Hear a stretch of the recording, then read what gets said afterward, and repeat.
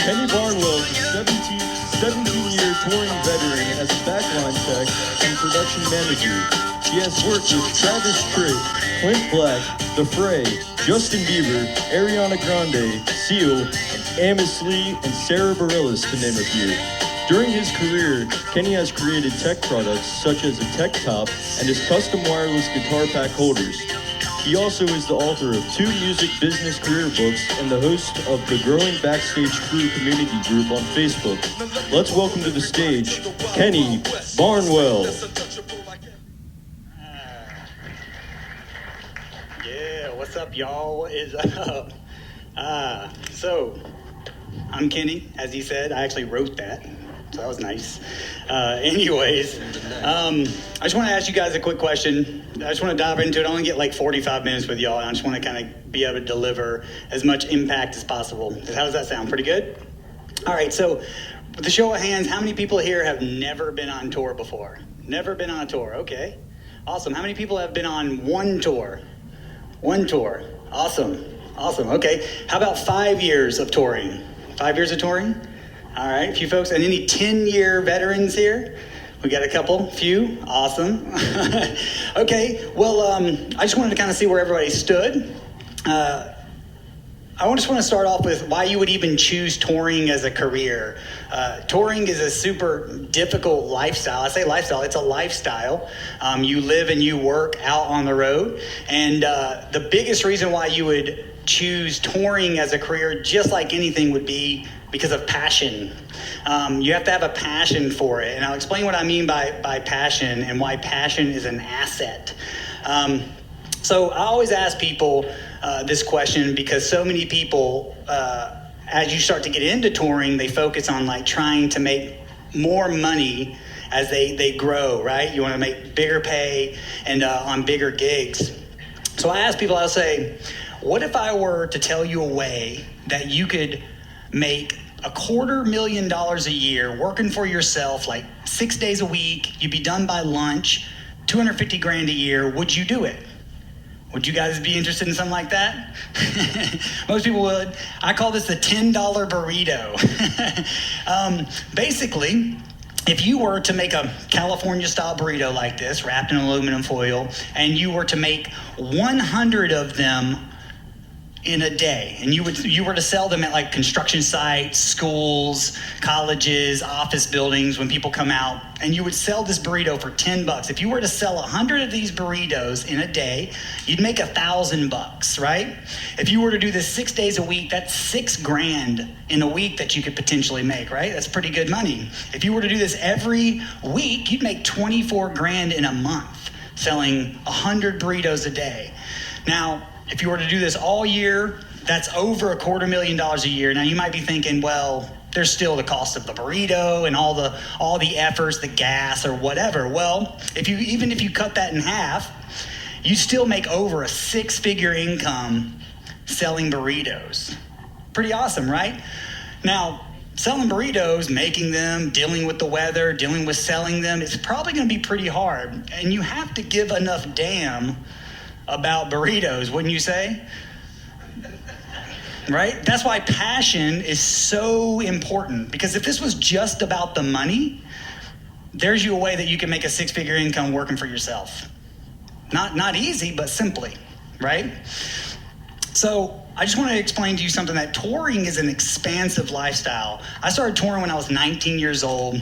I'm 36 now, so I've been touring for quite a long time. And I started working as a stagehand when I was 18 in Georgia, small little town in Georgia. Now, I had never really left the southeast United States for the most part of up until that time that I started touring. And when I got my first tour, I had gotten the opportunity to travel to about 48 of the states, a couple provinces in Canada, and I saw a lot of it.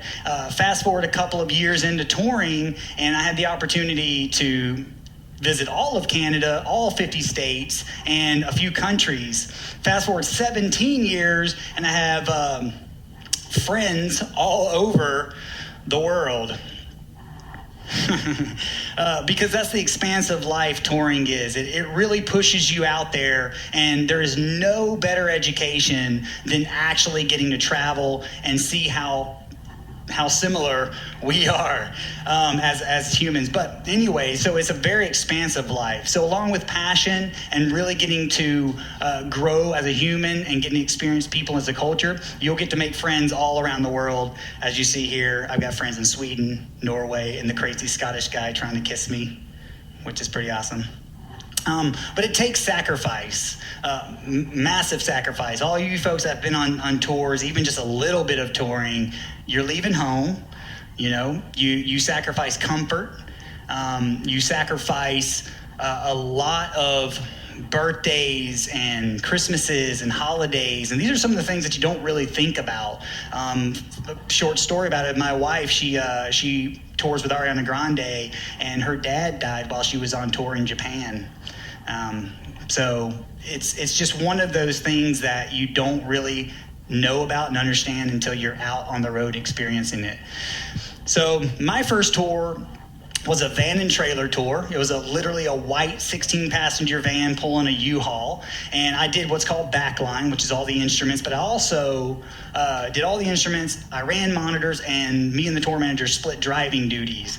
And we did a 6-month tour starting in Atlanta, where I was based out of at the time. And we never came home for 6 months. The touring schedule was really rigorous. And so it was the first time in my life that, one, I had seen the States like that in Canada, but I was gone for 6 months without coming home, which is a really, really long time. Anyone that tours or has even gone out on vacation for a couple of weeks can understand how long that is. It's a long time. My first bus tour, talking about sacrifices, I had an opportunity to come to this town, to Nashville, to work with a country band. It was my first bus tour, and I'd still lived in Georgia, which was about a 4-hour drive away, and I really wanted to do this for a living, I really wanted to tour for a living. And so what did I do? I continued to sacrifice, not just jumping on the tour bus and leaving to go to work, but I didn't move to Nashville. I commuted every single week. And in country music, you pretty much have to meet the bus at a Kroger or a Walmart parking lot. You hop on the bus on like a Wednesday or Thursday, and you're gone all weekend, and you might get back on a Sunday. And I would drive back to Georgia, and I did this for almost 4 years. That's a lot of sacrifice. How many of you would be willing to commute 4 hours to work every week, twice a week? Exactly.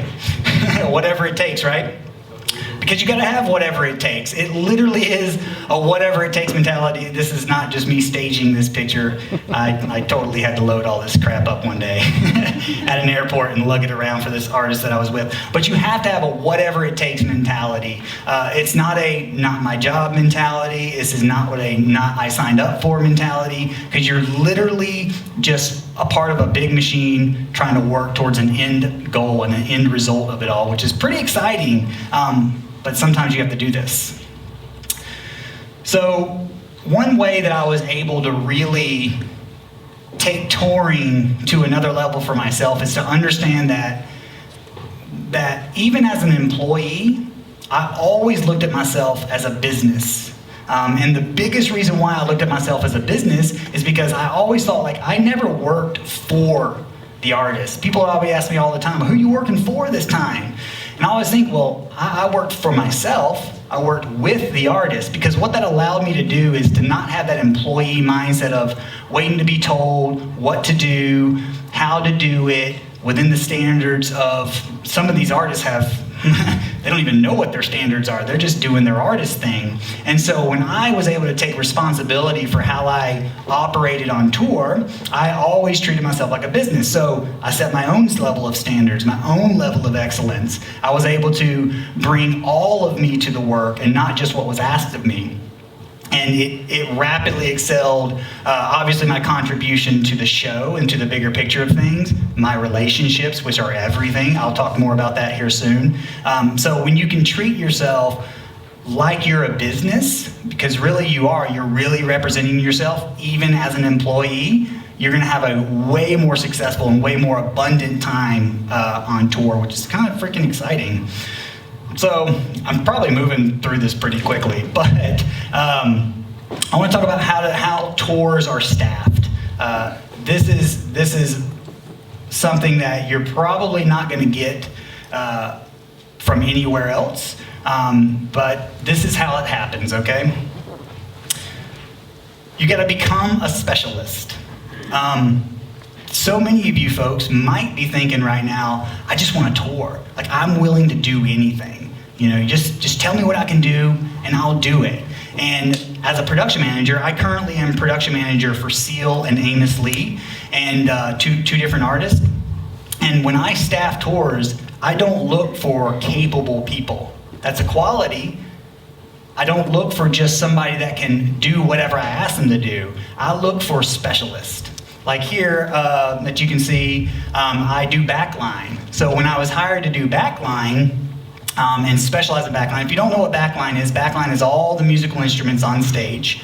And there's like a difference of tuning guitars and handing them off, or being super specialized to where you can replace faders or pickups, work on drums, dig into keyboards and stuff like that, which means that you're going to be able to fulfill a specific need on tour. So for instance, how this might relate to some other area of touring is, let's just say audio engineering. The difference of a front of house engineer and a monitor engineer. You might be thinking like, well, it's all audio. And sure, a front of house engineer is capable of doing monitors, and most of the time vice versa. But me as a production manager, if I'm hiring a front of house engineer for Seal, I'm going to want somebody that is specific in the discipline, because a front of house engineer has worked really, really hard at understanding how to deliver that to the audience, versus a monitor engineer who really understands how to shape in-ears and how to make the band feel connected to the audience on stage. Yes, it's audio, but it's two different disciplines within audio. Does that make sense?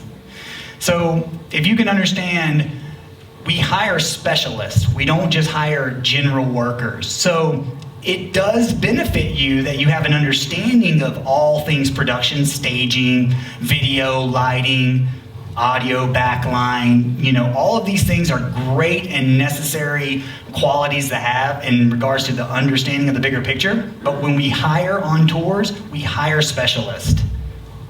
I don't go and look at a resume. If I have 10 resumes and I'm hiring a monitor engineer, and I see one that goes, okay, TM, front of house, monitors, video, lighting, V1, 2-1 staging, I'm going to get kind of confused where to place this person. And also, if I have anyone else's resume in that stack that says they're a monitor engineer, they're going to the top, because I know that person is very focused on delivering what my artist needs specifically. So that's how we hire tours, is hiring specialists. Make sense so far?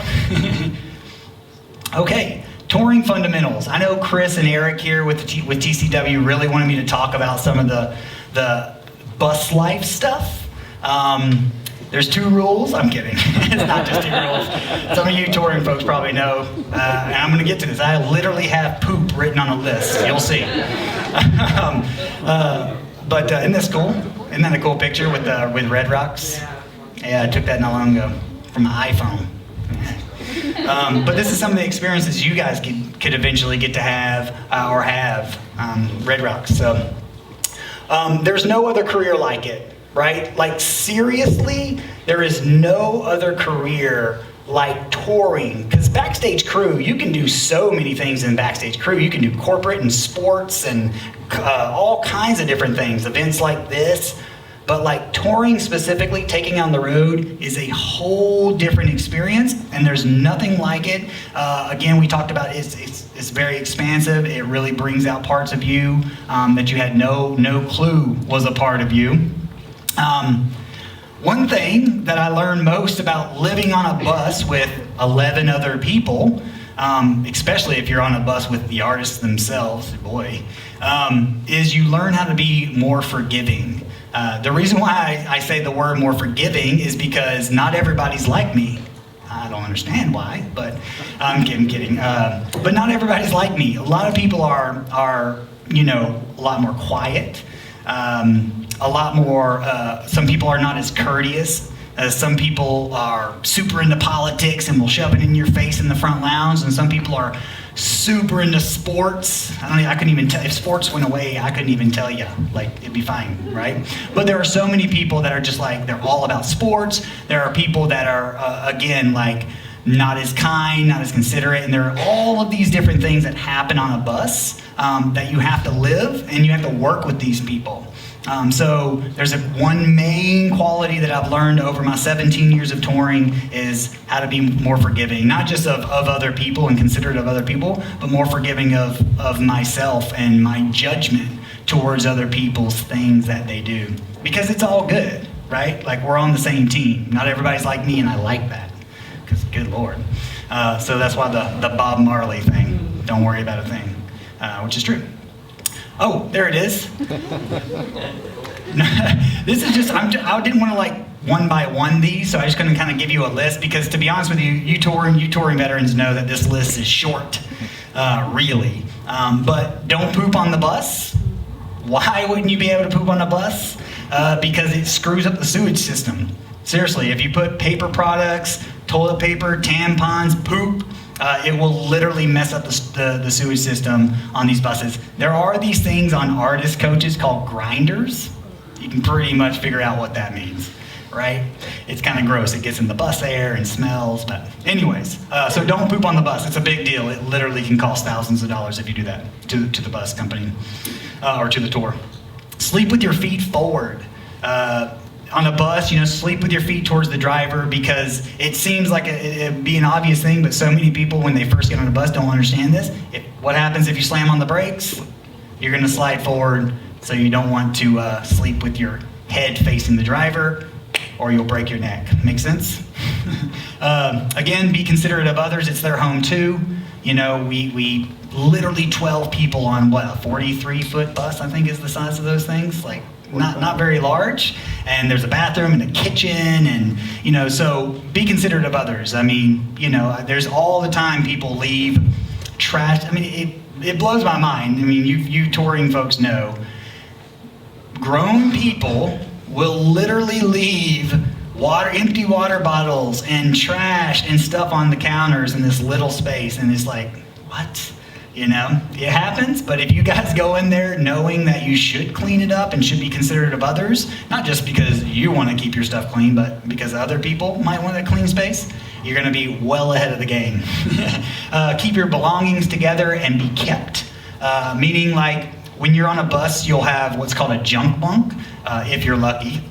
Usually buses have 12 bunks, unless they're a European bus. They might have 15 bunks, and they're upstairs. But on American tour buses, we have 12 bunks, and they're stacked 3 high. And if there is one available where no one's in it, it's called a junk bunk, and that's a place where you can put your personal bag. You'll have a place under the bus to put your suitcase, and then up in one of the bunks, you'll have a place to put your personal bag.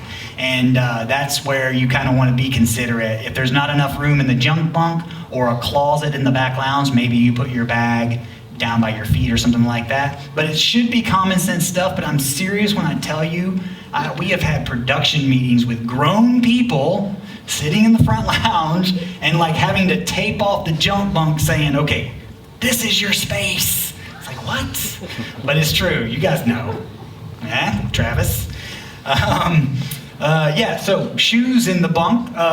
So this has been an interesting thing. In the early days, the whole shoe thing, you could like in the bunkhouse, you could line your shoes up along the bunkhouse hallway. And these days, it like is less and less appropriate to do that. And so, because one, it smells. Everybody's work shoes all along the bunkhouse. So you either put them in like a bag or something and put them in the bottom where your feet is in your bunk, or you can put it in the back lounge in one of the closets. Your suitcase, this is another thing that we've literally had production meetings about. It's crazy. Putting your suitcase under the bus in the exact same spot. And why that matters is because when you go to open the bus bay and you go to get your suitcase and it's pushed all the way to the other side of the bus and you're like, what the heck, And maybe it's jammed against a wall or something, you're having to dig in there. It's just a little but frustrating thing that can make bus life a lot more, copacetic. That's probably an appropriate word. It sounded big anyways. Oh yeah, write your name on special food items if you have like dietary needs. I was on tour with an older country act one, Clint Black, and I was on the tour bus with the band, and I at the time was like, oh, I'm on the Atkins diet, you know, or whatever, so I like, these are my snacks. So I wrote my name on my snacks, and I come out of the bunkhouse one day, and there's like all the old cats eating my stuff. I'm like, dudes, what's up? My name was on it. They're like, oh yeah, no, thanks for telling us who to thank. Like, so, like, seriously. But really, we actually had a production manager that used to write his name on the bananas. Wow. Like, Joey knows. Okay. And then, yes, one more rule, which again, there's more of them. I mean, I'm sure some of you tour vets can probably add to this list, but we have a thing called getting oil spotted, which means that if the bus drives away, it leaves an oil spot, and you're not on it. And this has happened before where people have gotten off like at a truck stop or something like that in the middle of the night. They don't take their phone with them. They don't tell anybody that they got off to go use the bathroom. They come back out and the bus is gone. Who remembers telephone numbers anymore? You know what I mean? So, I don't know, 911. But yeah, so tell somebody you're getting off the bus and either leave your pass, your backstage pass on the seat, tell the driver, or definitely bring your phone every time, which I think most of us are attached to our phones. I digress. So, how to be your best on tour. How are we doing with time, by the way? We're good, timekeeper? Yeah, thanks. 27 minutes. Okay, we might have a little Q&A after this. How to be your best on tour. Why this matters is because being your best is another courteous thing to do. And also, it makes everything in your career skyrocket and will bring you back abundance, believe me, when you strive to be your best. And here's some of the ways that you can be your best. Know your role. So this is an interesting one. That's me. On this was the Ariana Grande tour I did. And on this tour, I was the drum tech, the keyboard tech, and also the DJ tech, right? I had a lot of responsibilities on this tour, and that drum kit, double bass, it was huge. It was a lot involved, and it took a lot of time. Now, because it took a lot of time, I understand the bigger picture of what's going on around me. There were these lasers that were right behind the drum kit that had to get set up first before I could place my drum kit. There was also something that is common in every single tour is if I didn't set my drum kit up, the audio guys had to wait to do their work.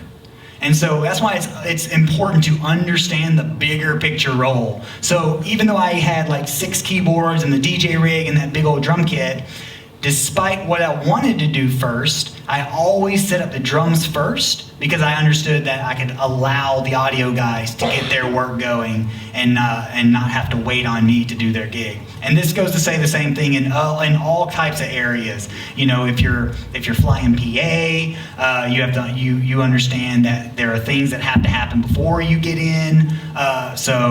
So you can be there to do your job. Like if you can just understand the bigger role that you play, because on a lot of these tours, like this tour specifically, we had 125 people on tour with us in different departments. It was a huge tour, and it was a massive machine. So if I were to wait even just a little bit to set that up, it might trickle down, and next thing you know, people's schedules are really pushed. And it's something that a lot of people just don't consider when they're kind of going through their workflow of the day. Treat your stagehands and locals with respect. You're going to see them again. This is very true. I mean, this is crazy important. Stagehands, if you folks aren't familiar with, some of y'all aren't familiar with stagehands are basically laborers. We call them neck down laborers because they're supposed to be an extension of us to help us perform our job to the best of our ability. So we direct them. Oftentimes, these folks are frustrating to deal with because they're not listening. They may send your case all the way across the arena when you told them to put it right here. Like there are frustrating things, and what you want to do is be like, what are you doing? Why aren't you listening to me? But it's better to be a lot more diplomatic and to really put yourself in the place of these hands and treat them with respect. All the locals, the caterers, the security people, because you're going to see these people again. That last picture that you saw, actually this crew right here. This is a theater that I've been to probably 15 times. I've worked with these same folks over and over again. Could you imagine if I were to have yelled at a few of them, how they treat me the next time I come through there? Probably not with much respect, and I don't blame them, admittedly. So always treat your locals with respect. Learn their names. It's helpful, man. Names go a long way. Learn their names if you can. Listen. Communication is key. So this was an interesting one that I failed terribly at. I had a production manager. I was working for an artist, and I had been with this artist from the ground up. And a production manager comes along, and we butted heads. I didn't like the way he was operating. He didn't like the way I was disrespecting him. Imagine that. And so for about a year and a half, the artist liked us both. The artist wasn't going to let both of us go. My ego got in the way of me being able to communicate properly. So imagine this. For a year and a half, every day at work, I'd show up on the bus. Can't get away from him, right? And it would be like cold. Like we would literally sit right across from each other and act like we weren't even there. Like silly stuff, high school stuff, all because communication broke down. And by the time about a year and a half into this, just treating each other coldly and just being dumb and ridiculous towards each other, I ended up eating my ego and saying, listen, man, to be honest with you, I'm not even sure what I did anymore, but I just know that I don't want to continue like this anymore. So what can we do to remedy this issue?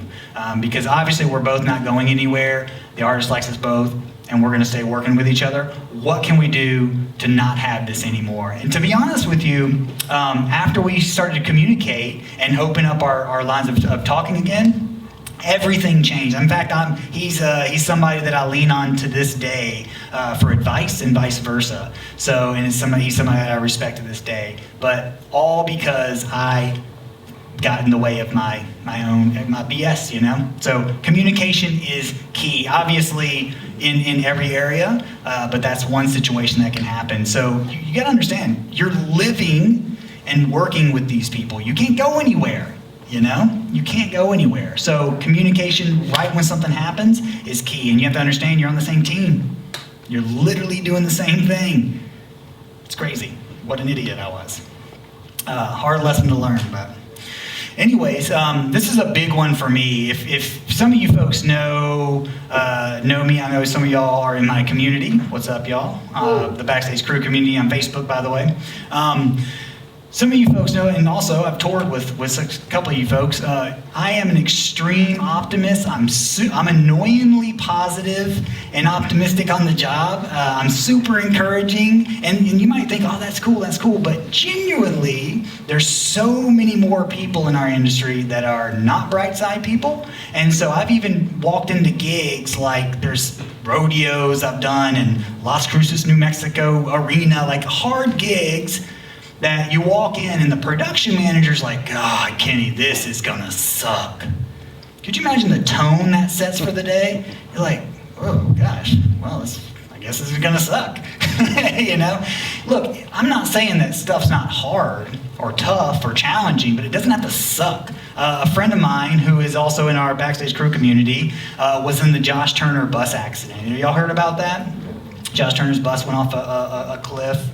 Anyways, and he's alive. Nothing sucks, man. Nothing sucks. So it might be hard and challenging, but it doesn't suck. So make your own way. If somebody tells me that these days that it's gonna suck, I'm like, not for me, bro. I'll be annoyingly positive. And this is one of my favorite things. This is actually, if anything that you guys could take away from this, it would be this. Positivity loves company. I have found that as annoyingly positive as I am, I attract this. And it comes back to me. It is funny. It's almost like they're like positivity's closeted these days in our business. It's like, oh shoot, old roadies, hold on. Okay, hey Kenny, I appreciate you. You know, it's like, what? This is how it all goes down, okay? I'm a hiring production manager, all right? I need a whatever in my tour, something, a specialist, right? Like we talked about earlier. I need a specific role. This is what happens. I ask my people that I know. I might know 6, 10, 12 people, whatever, that I go, hey, listen, are you available? Most of my people that I know personally in my personal relationships, they're all working.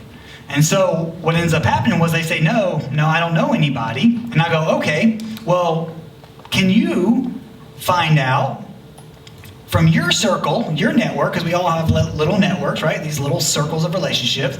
Can you find somebody and recommend somebody, refer somebody that might be right for me? Since I know, like, and trust you, who do you know, like, and trust that might be right for me? And then the third circle is they ask their circle, comes back with nothing. And what happens is the further away the referral gets, the higher the risk goes up, because I don't know this person. And the reason why I say risk is because we live and we work with each other. We do dangerous work sometimes. We put on multi-million-dollar events. You know, there's a risk involved. We can't waste any time when it comes to like having to replace people. When I was with Justin Bieber, we had 175 people on tour, international. We would take them everywhere. And for like the first month and a half or so, because the machine is so important and so much is involved in it fiscally, for about a month and a half we went through people regularly to shake the machine out because it's that important. So anyways, this is what happens is I ask my people, they don't know, they ask their people, they don't know, then their people ask their third circle. Again, risky, but when it comes back and they say, I don't know anything, a last resort is Bobnet. You guys ever heard of Bobnet? Anybody heard of Bobnet? Some of you folks have heard of Bobnet? Bobnet? Hey, awesome. Justin. Bobnet is a site that you guys should all check out. Bobnet is great. I'm not knocking Bobnet at all, okay? Bobnet is a website platform. It's a membership platform now. It used to just be an old MailChimp email list back in the day. And Bob puts and posts all these jobs on there. Well, these days, this is how crazy, mind-blowing this is. These days, there are literally huge tours being presented and staffed on Bobnet. That means it got through this, then this, and this. That means people didn't know anybody, so they had to go to Bobnet. Most of the time, they don't just put it on Bobnet first. First, they're going to go through the 3 circles of referrals, usually. It's crazy. It's not a lack of opportunities out there. There's so much need. There's so much work. We can't find anybody. Crazy, right? So, how you guys can make this work for you is understand the difference of networking and relationship. Now, this is and people butt heads with me with this all the time. Your network will not get you gigs. Let me rephrase that. Your network will not get you gigs and bring you opportunity. It is surface level, okay? It is surface level. For all intents and purposes, you guys are affiliated with TCW. You know everybody in this room. You're connected. You guys are in the same network. And there's no way that you guys could refer and hire each other. You see how risky it is? Because you lack relationships. Relationship is the whole depth of it. The gigs and the opportunities are in the relationships. This is super crazy important to understand. Your network is all surface level. It's just exchanging that information, that initial like on Facebook, that initial friend connection, switch phone numbers. It is your relationships. And a relationship is somebody that knows, likes, and trusts you enough to bring you on tour with them or to refer you for a tour. Make sense? It's important to understand this because I want to give you guys an example. You guys have your phones on you? Cell phones on you? Take your cell phones out. If you wouldn't mind, some of you guys are already involved in this, but if you take your cell phones out and open up Facebook, if you have Facebook, I'd like for you guys just to take a minute and look up the Backstage Crew community. This is my community on Facebook. Travis, I know you don't have Facebook. Oh, thank you. Your flip phone. Wow. I love that. So look up the Backstage Crew community on Facebook and join the Backstage Crew community. I will just tell you this. There is 3 questions that you have to answer at the top. One of them is optional, which is your email address. If you give your email address to the 3 questions, by the way, I will give you a free digital download copy of my first book, Backstage Pass, which is pretty cool. And not to mention, we do a ton of free trainings in this community, and it can really help you guys out moving further. So join the group. The reason why I'm having you guys do this as an example is to show you that as soon as you guys join the group and my admins accept you, we are now in the same network. You're in the BCC network. There's no way at the moment that I could literally refer you guys for work. I couldn't do it. It would be not smart of me to do that. Now, you guys could use the network of the BCC and build relationships within that. You guys could jump on lives and show pictures and ask questions and get to know each other online, and that would definitely further the relationship. We also do offline meetups like we had today that further relationships, but it's the relationships, not the network, that gets you work. So there's going to be a networking event in this room afterwards. Understand that this is the start of it. Tonight, when you're in there tonight in this room connecting, it's the start of the future opportunities. The gigs are gotten in the relationships. Thanks for joining my group. So here's a cool strategy, and I've been doing this for a long time. I've been doing this for many years. Travis, you probably got one of these texts over the years. I know Joey has. This is a relationship building strategy that you can start to do right away, especially after tonight. After you guys get involved in each other's networks, something that I like to do, and I do this, I'll take my phone, all right, and I'll go through my contact list, and I won't vet these people. Some of these people I haven't talked to in a long time. Some I keep up with, or most I keep up with regularly, but because gigs are gotten in the relationships, one thing that you have to understand is when the hiring person or the second circle referral or the third circle referral asks, who do you know, who do you think they're going to say? They're going to say the people that are most kept up with, right? The people that are most in their frame of thought. And so one thing that I like to do is I'll go in my text and I'll say, hey guys, or I'll say, hey, this is Kenny Barnwell. The reason why I say my last name is sometimes we get new phones and their numbers don't translate right, and you don't know who the heck Kenny might be. But I'll say, hey, this is Kenny Barnwell. I was just thinking about you. I hope you're doing great. That's it. I'll send that as a text. And then I'll wait. I'll send that to all of my professional contacts in my network, right? My relationships. Even if I did that to 100 people and 10% of those people came back, then that means those relationships are a lot more warmed up. Does that make sense? So what are they going to ask me? They're going to say, Kenny, great to hear from you. What are you up to? And what do I tell them? What I'm up to. I get to tell them, man, I've been on tour with Sarah Bareilles and production manager Seal, and I get to do all this stuff, and it's awesome, and that's what I'm doing, or whatever it is that I'm doing, or whatever you're doing.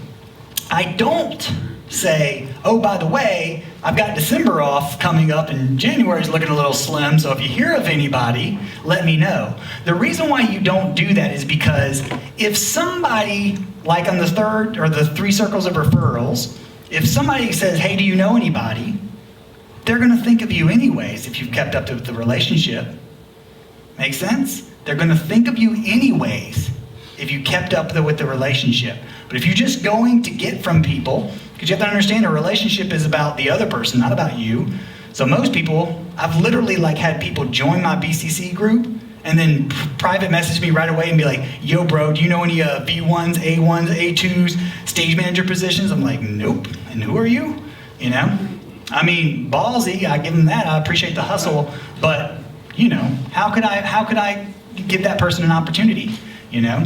But if that person asks me for advice, or that person shares what they're into, and we start to begin a relationship, even through social, even online. But one cool strategy with this one is it's people that you already know. So chances are somebody's going to say something at some point that you've kept up with, and I'll sometimes do this once or twice a month. Or I'll say, hey, what's up, it's Kenny. Just want to say, hey, you're awesome. I actually have this tour manager friend that I've known for a long time. She takes pictures of sewer drains, and I see it on social. She loves it. It's weird.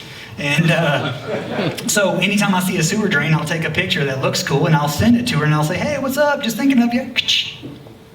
You know, I'm not necessarily doing it to try to hope for an opportunity, but when there's something that is appropriate for me, she thinks of me first.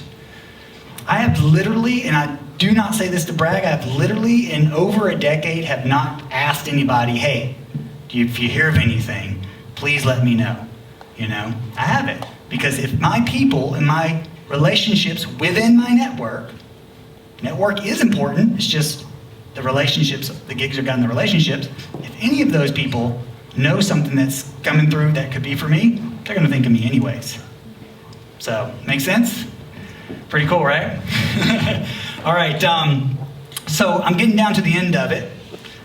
So I just wanted to let you guys know, serious when I say, and all you folks that I know that we got some veterans in here, there are more gigs than there are known crew for them. And what I mean by known crew is because this, you can argue with me on this, this is not a who you know business. It's not. You guys know me. How can I hire you? It is a who knows you business. Make sense? It's not a who you know business. It's a who knows you business. Pretty awesome, right? So, y'all, go build some relationships. Start tonight. Start tonight.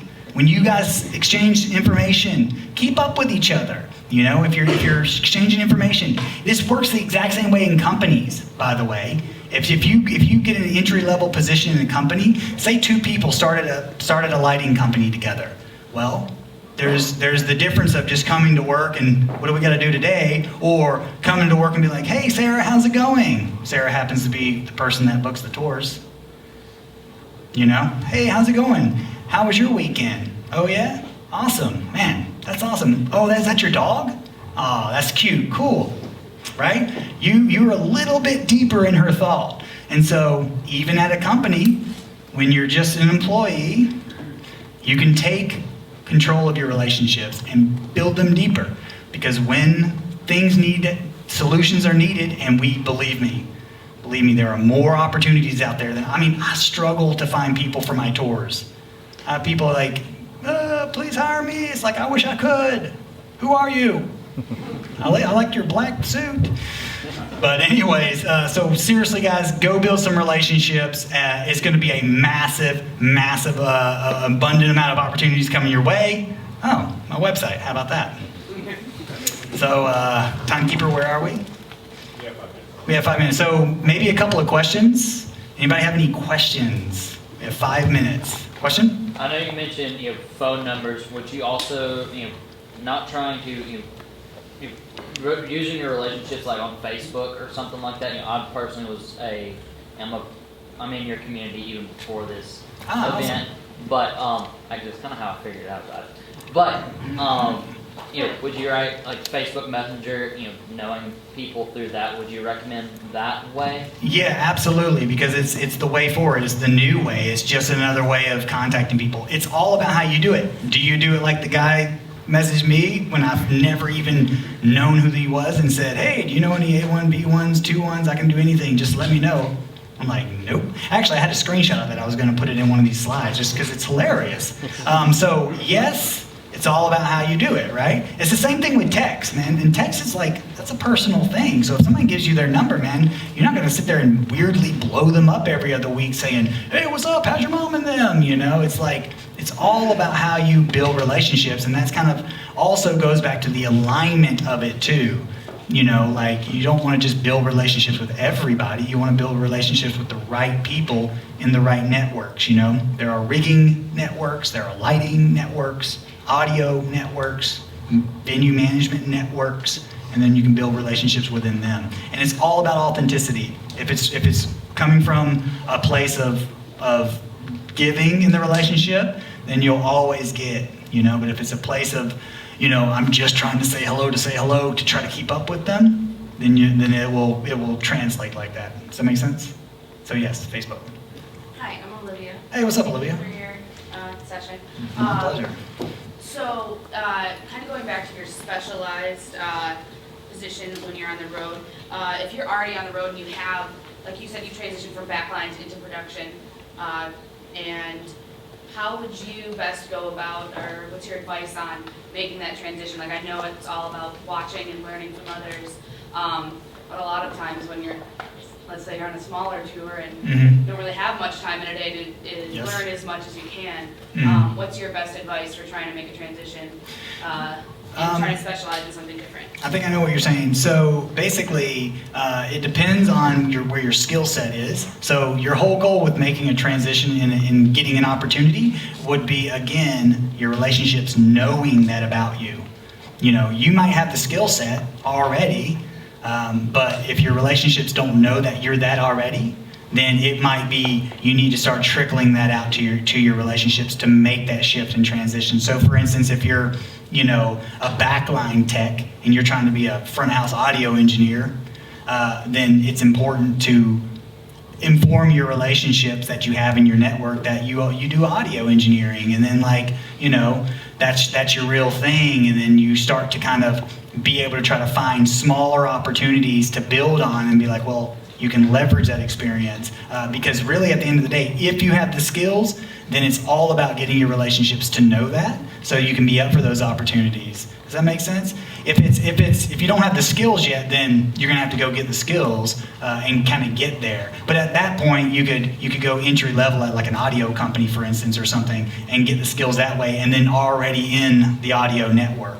So it just kind of naturally builds that way. Does that make sense? Any other questions? I think I probably have 2 minutes, sir. Any advice you'd give your younger self when you were getting started? Yeah, man. I mean, man, it's hard. I would say I really wish I would have been a lot more bullish and doubled down on my optimistic outlook and not so influential on the suck. Because I had some great gigs that I did not see as great gigs because other people on the bus told me they sucked. And I was just like, oh yeah, I guess they do suck, So I would say I would be a lot more bullish on just the appreciation and the gratitude and the optimism and positivity of what I was actually experiencing. I would have been like, yo, chill out, young Kenny. Anything else? I think I have time for one more question. Go.